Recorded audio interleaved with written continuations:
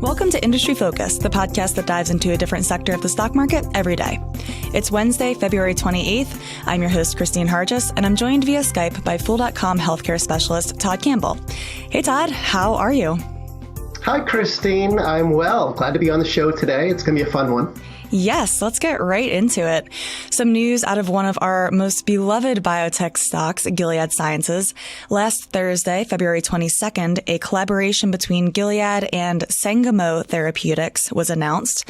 This licensing deal will use Sangamo's zinc finger nuclease, or ZFN technology, to edit DNA to develop cell therapies for cancer. You know what's really cool, Christine? I mean, we're going to get into a little bit more of the nitty-gritty as we go forward, but you think about where we may be heading in treatment from here, and the whole concept of being able to go in and actually replace or edit out, these parts of our genetic code that are faulty is truly quite amazing. I was thinking, hey, maybe they can actually make my hair not be gray, but I think that they're going to focus more on some much more important things early on. There are a few different ways that companies are researching gene editing. You've got zinc finger, which is something that Sangamo is doing a lot of work on. You've got CRISPR-Cas9, which is another more recent development way of doing genetic editing. And then you've also got TALEN. And, Gilead, it seems to feel that, based on this recent deal, that its best option for next generation therapies is going to be using zinc finger. It's so interesting to me to see Gilead get into this business because it's only fairly recently that they've been very serious about pursuing oncology. And this seems to be their next step after purchasing Kite Pharma a while back for Kite's CAR-T drug therapy portfolio. And now, in addition, they're going even one step further and they're looking at how what Sangamo is doing might complement what they're working on with Kite. Yeah, I think that's an important point. I mean, Gilead's kind of always wanted to diversify itself away from its HIV franchise. And it went from HIV to hepatitis C. And then, of course, as anyone who's been following Gilead Sciences know, as they provided a functional cure for that disease, the patient population is shrinking, and thus so are sales. And the company is having to find new ways, and new drugs, new ways to expand into new indications and kind of replace that revenue. And you mentioned the deal last year to buy Kite. That was pretty transformative because it landed them, basically elevated them to the forefront of gene therapy, this ability to take out a patient's T cells, re-engineer them outside the body, and then reinsert them after about a 20-day period. That is a pretty remarkable development. And we already saw them win approval of their first drug, Yescarta, last fall. I think what we're seeing now with this deal with Sangamo is them thinking, what's next? Because if you do a little bit of research and spend a little time thinking about gene therapy and use in cancer, you'll see that it's kind of crowded. You've got players like Bluebird who are doing work on drugs for multiple myeloma with Celgene. You've got Juno, which Celgene just acquired. You've got Novartis, which has another competing drug called Kymriah out there. And I think that Gilead's looking at Sangamo and saying, maybe we can use this zinc finger technology to go in and create cells that we can, use right off the shelf. So we'll no longer be able to have to take the patient's cells, ship them somewhere else, have them re-engineered and ship them back. We could use it right off the shelf. That would be remarkable. Yeah, because right now, CAR-T therapy is incredibly cumbersome and it's very expensive because, as you mentioned, you're taking the patient's own T cells, extracting them, editing them, putting them back into the body. But hopefully with Sangamo's efforts, you can make a more off-the-shelf type of product pre-made by either healthy donor cells or from renewable stem cells. And this could be something that is already on hospital shelves and ready to go, as opposed to having to go through the entire process that CAR-T currently requires. Right. Sangamo has been working on this zinc finger technology for about 20 years, and it's pretty much the primary patent holder of this technology. And that differentiates itself a little bit from CRISPR-Cas9 because probably our listeners are asking themselves, well, why didn't Gilead go out and, say, buy Editas or buy CRISPR Therapeutics or something like that to get involved in CRISPR-Cas9? Because obviously there's been a lot of attention spent by media on CRISPR-Cas9. What's the zinc finger thing all about? And I think that Gilead basically looked at it and said, well, we know that there's a risk of off-target when you're doing gene editing. And that could be kind of scary. You don't have a situation where you jump in with CRISPR-Cas9, which is a relatively new technology. It turns out that there's a lot of off-target gene editing that goes along in using it. Since zinc finger has been researched for 20 some odd years by Sangamo, it appears that Gilead Sciences thinks, this could be, we know better what we're getting into from a safety standpoint. I think Sangamo's zinc finger nucleases have been used in over 100 patients in clinic. And, CRISPR-Cas9 is only looking to get into clinic, I think, this year. Yeah, this is a surprisingly advanced company. They have a roughly $2 billion market cap. They're working in 10 different indications on a whole range of different diseases. One that stands out to me is that they're working in both hemophilia A and hemophilia B. They have a partnership with Pfizer actually in hemophilia A, and we know that these are enormous markets. Both their A and B products are in phase 1-2 development. So they have a lot going on. And yet this still is a pretty big deal to the stock that it has this partnership now with Gilead. I believe on the day of the announcement, shares gained about 14%. Yeah. And, if you look at it from just, okay, I'm an investor in Sangamo or I'm considering Sangamo. What do I want to do with this? What does this mean for it?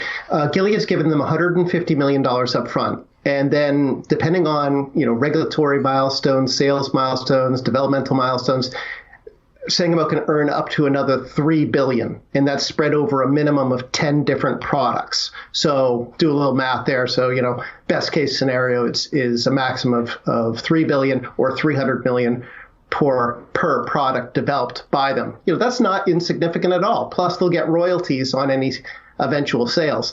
That being said, we always had to tap down some of that enthusiasm because, we still need this. Nothing's in clinical trials right now from Sangamo in cancer. So it's going to be a while before we have any idea whether or not zinc finger can be used in this way to develop these next generation drugs. We will, however, get a little bit of insight into the technology later this year when data comes out in Hunter disease or MPS II. Some point this year, they were hoping by the first half of this year, they'll be able to provide us a little bit more insight into how that trial's going. And maybe that would help validate Gilead's decision. It's fascinating. It's fascinating times. I think it's a smart investment. And who knows, 10 years from now, this could be the big thing or the standard of care and used to cure cancer. Investors and industry watchers have been pleading with Gilead for a while now to make acquisitions and to beef up their portfolio and their products using all this cash that they have. But that being said, because Sangamo is so early stage, I'm actually really glad that they structured the collaboration in this way, as opposed to an outright buyout, where now you have an initial investment and then milestones contingent on different events that might happen along the way as this develops further. And there is huge upside, which I think they have captured with this. I mean, best case scenario, you get adoptive cell therapies breaking into solid tumors, and this would most likely be in combination with drugs like PD-1 inhibitors. You could even see one day this type of therapy getting into the treatment of other diseases. And these are also diseases that Sangamo is working on. So I do see a tremendous amount of upside at pretty minimal risk to Gilead. Oh, 100% agree. They keep their optionality. I wouldn't be surprised. I know that Kite had a relationship with Bluebird Bio on some research into gene editing. So that they've already got that kind of relationship. I wouldn't be surprised if you see Gilead sign other kind of these kind of collaboration deals and spread itself around. Because again, we don't know which one of these gene editing approaches is going to end up becoming the safest, more favored of all of them. It's going to take a few more years for that to all shake out. There's no question, though, that Sangamo's approach is the furthest along in clinic, and that does give it, an advantage. Absolutely. Since we've been doing this show, Todd, it seems like there's more and more overlap between the various sectors that Industry Focus covers, particularly with tech and healthcare, which is becoming more and more integrated every single day. In yet another example of the two sectors overlapping, CNBC reported yesterday, Tuesday, that Apple is opening a group of medical clinics for its employees and their families called AC Wellness. The lines are blurring, Christine. The lines are blurring. Yeah, technology and healthcare. Definitely, I think we're going to be talking more and more about how we're going to be using technology to try and improve the healthcare system. You and I did the show recently talking about how Amazon, Berkshire Hathaway, and JP Morgan formed a consortium to try and figure out how to drive down healthcare costs.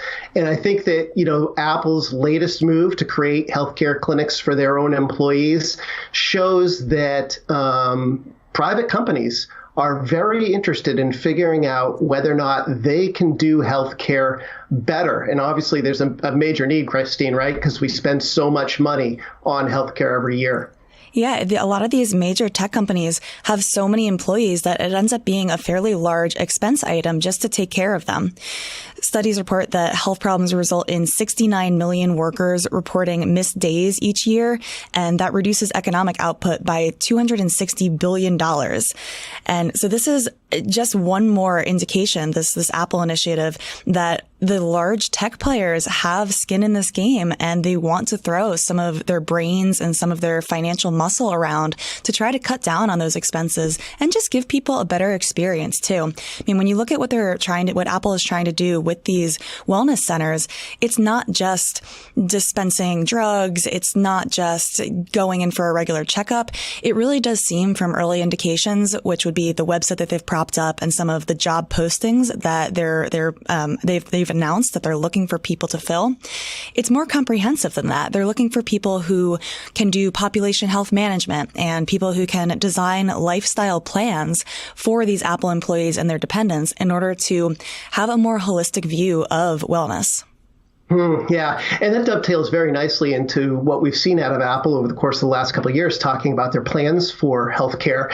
Obviously they have the healthcare app, and they're trying to get more and more people to figure out new ways to use their ecosystem to create healthy lifestyle type solutions. And they're also internally spearheading all sorts of things. And we've talked in the past about, what they're trying to do with wearables, the Apple Watch, being able to use that, using the heart study in December that they announced, use that to try and ferret out whether or not you might be at risk of atrial fibrillation.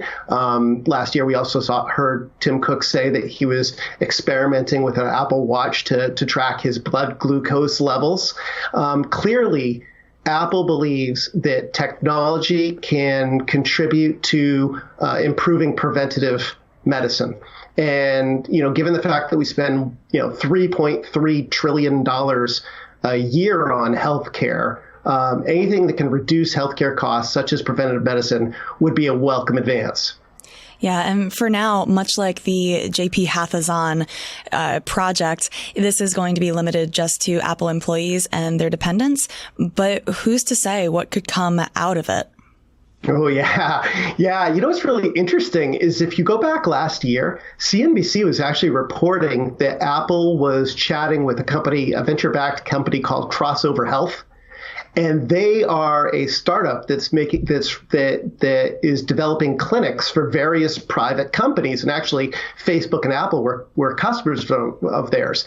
That deal fell through. But if they were talking to Crossover, it certainly makes me feel like, while it may start out for Apple employees, they're thinking much bigger than this. They're thinking, how can we use healthcare to drive more people into our ecosystem? Yeah, it's so Apple of Apple.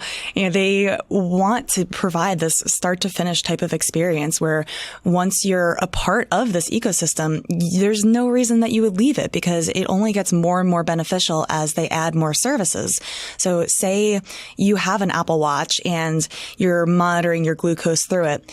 If then you also have the ability to go see somebody in a medical center that will look at that data with you and help you develop a comprehensive plan for how to approach your diet and your exercise to better manage those glucose levels, That's huge. And that's super sticky. And this is exactly what you see when you look at both their hardware suite of products and also the services that they're adding on top of that. This is a really nice parallel with that typical approach that Apple has taken to their revenue. Let's take that one step further too, Christine, and think about how many resources they have and their ability to analyze data and the steps that they're taking to in artificial intelligence. In January, they announced a deal now where you can have your electronic health record in the Apple ecosystem. They cut deals with Athena Health, with Epic, with Cerner to tie it all together. So now holding your smartphone, tying it in with your watch, having your entire electronic health record in one place, and then being able theoretically someday to walk into an Apple clinic with all of that insight, wow, that could definitely shake things up. Yeah, it is super interesting to watch this all develop. And I'm particularly excited looking at the upcoming South by Southwest conference, which we'll be sending some Motley Fool analysts to. Every year, it seems like there's more and more health news coming out of this typically tech-centric conference. So I'm sure we'll only be getting more news items to cover both on this show, the healthcare show, as well as the Friday Tech Show. Yeah, you know what does scare me a little bit though, Christine? Yes. Okay, so we know that Apple likes to have a contained silo ecosystem, right? It's not like you can access iTunes with your Android phone. Mm-hmm. And we know that Apple is, quote unquote, a premier product, right? I mean, I think in Q4, Gartner said that Apple's iPhones accounted for about 20% of total smartphone sales, right? And their iPhone 10 is basically a break the bank premier product. Apple is investing a lot of money in their healthcare initiatives. And Tim Cook has said in the past that he feels that these are business models, which is a contrast to what we're seeing with Amazon, JP Morgan, and Berkshire's consortium, which they've said they're going to make a nonprofit. One thing we'll have to watch is just to make sure that it's not a case of Apple being able to go out and hire the best and the brightest minds in the industry and then put them into a siloed ecosystem that really only people who have access to Apple phones are going to be able to gain access to. And I will admit, Christine, I'm a Samsung user. And when they announced the heart study, I was so intrigued that, I may indeed switch over myself, but maybe that's not the case for everybody. Yeah, I mean, that's sample size of one, but still, I think that's fairly indicative. And that's kind of the point, too, of this business model is if you can lock up the best of the best in hardware or software, whatever it is, you're going to attract customers. And then you build this sticky web and you catch them and you keep them within your chamber, which is both brilliant and also, as you point out, kind of frightening. Yeah, and it kind of makes you wonder, too, what's going to end up happening with players like Samsung and some of these other large providers. Are they also now going to start trying to figure out ways that they can partner up with in healthcare to try and make sure that they don't get left behind? Apple's brilliant, and what they're doing here is brilliant, and it could significantly disrupt healthcare in fantastic ways. But I guess, like anything else, right? We'll have to wait a few years and see how this all plays out. Yep, absolutely. And we will keep reporting back in the meantime. In wrapping up this week's episode, I will encourage everyone listening to find us on Twitter. We're at MF Industry Focus, or you can join our Facebook group. It's called Motley Fool Podcasts, and there you can connect with a whole community of listeners as well as all your favorite TMF analysts. As always, people on the program may have interest in the stocks that they talk about, and the Motley Fool may have formal recommendations for or against, so don't buy or sell stocks based solely on what you hear. This show is produced by Austin Morgan. For Todd Campbell, I'm Christine Hargis. Thanks for listening, and Fool on.